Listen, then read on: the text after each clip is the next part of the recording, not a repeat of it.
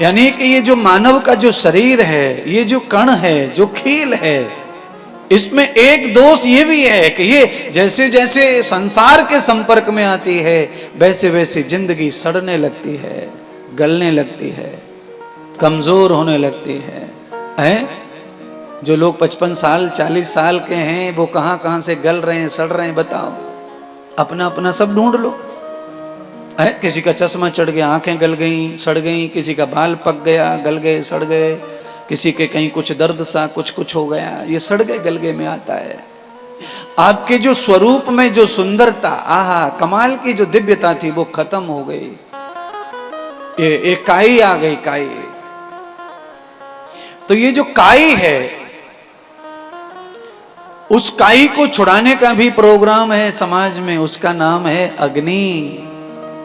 पहले हमने कीलों को सब में, पूरे देश के कीलों को इकट्ठा करवाया अभी थोड़ी देर पहले, और भट्टी में डलवा के तपाया, पानी बनाया, नाव बना दी। अब दोबारा वही कीलें, इनको कैसे संभालें, काई से कैसे शुद्ध करें, उनको फिर से कैसे नया करें, तो वही अग्नि।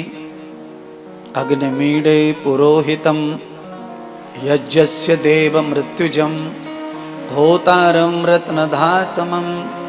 ये वेद का पवित्र मंत्र है, अथर्ववेद का। और एक और खुशी की बात, ये अथर्ववेद का पहला ही मंत्र है।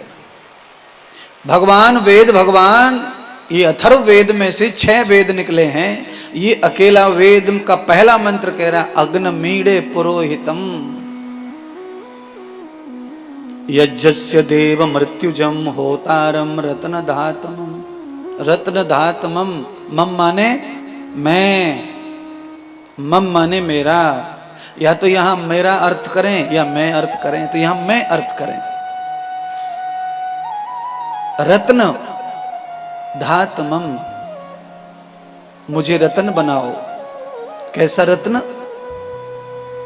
तो मैं जिसकी भी अंगुली में सज जाऊं, उसका उद्धार कर दूं, मुझे ऐसा रत्न बनाओ। तो भगवान कहते हैं ऐसा रत्न बनने के लिए अग्निमीडे पुरोहितम।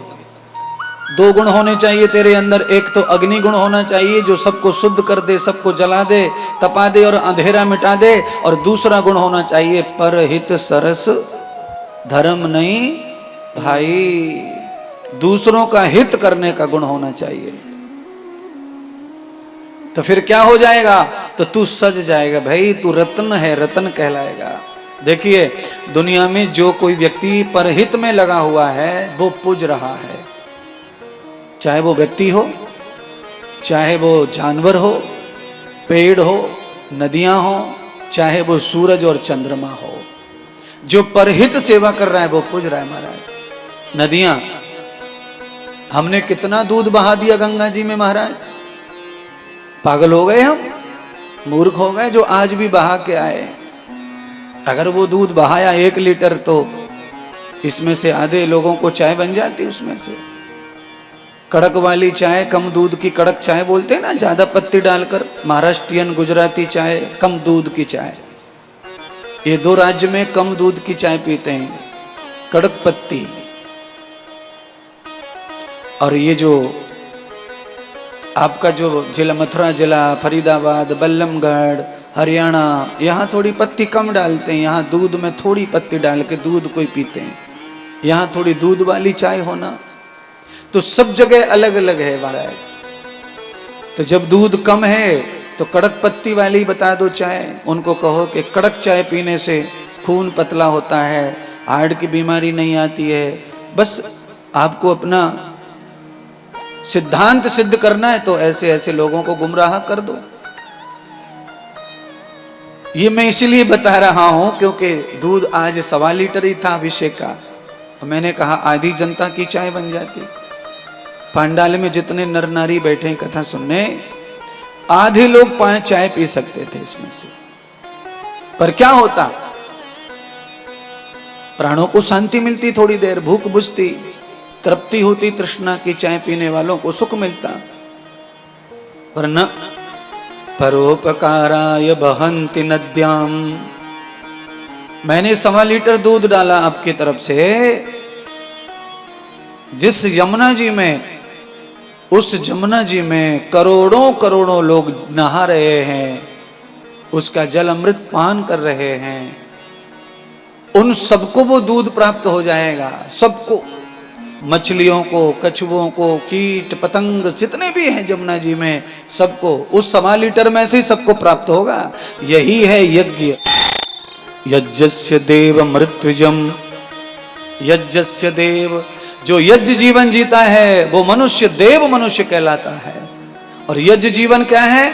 यदान बहितो सुगंधिम प्राणस्य मूलस्य वाघ, जो सुगंध उसमें से निकलती हवन में से, वो सुगंध जीवों की नाक में प्राणों में जाती है और प्राण वायु को शक्ति प्रदान करती है, बल प्रदान करती है। चाहे वो 100 ग्राम घी का ही हवन हो, पर वो करोड़ों लोगों को शक्ति प्रदान करता है, प्राण वायु देता है।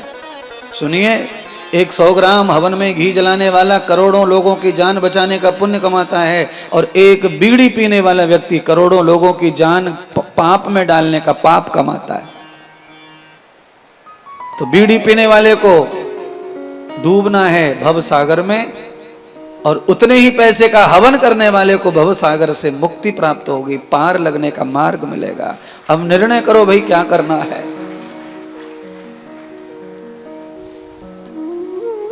निर्णय कर लो भाई क्या करना है। बीड़ी वाली पार्टी में शामिल होना है कि 100 ग्राम घी वाली में है? हाँ।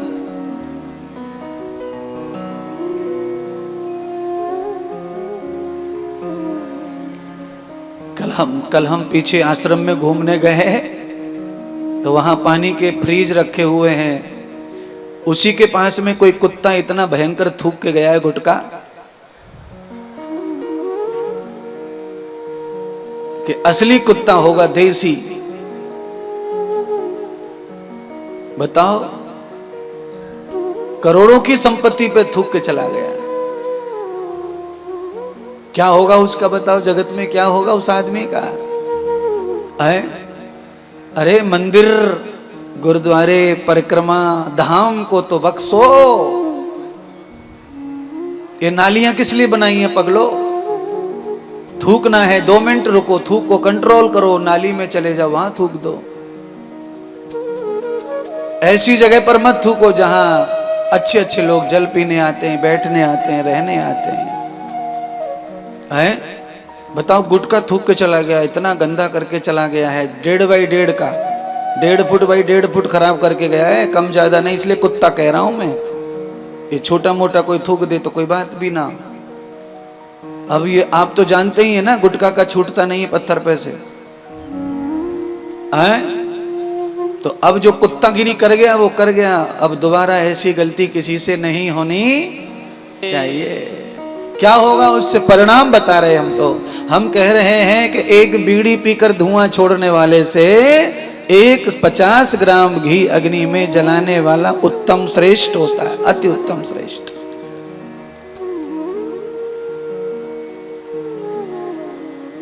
यज्ञस्य देव मृत्युजम, मृत्यु जम, मर के जब जम के द्वार जाता है तो वो देव पुरुष बनकर भगवान विष्णु के लोग जाता है।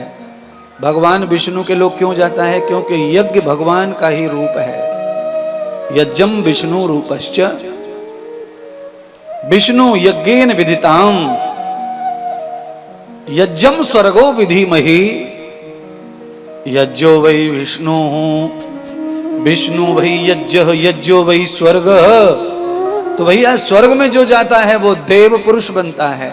स्वर्ग में देवताओं का स्थान बताया है पुराण के जगत में।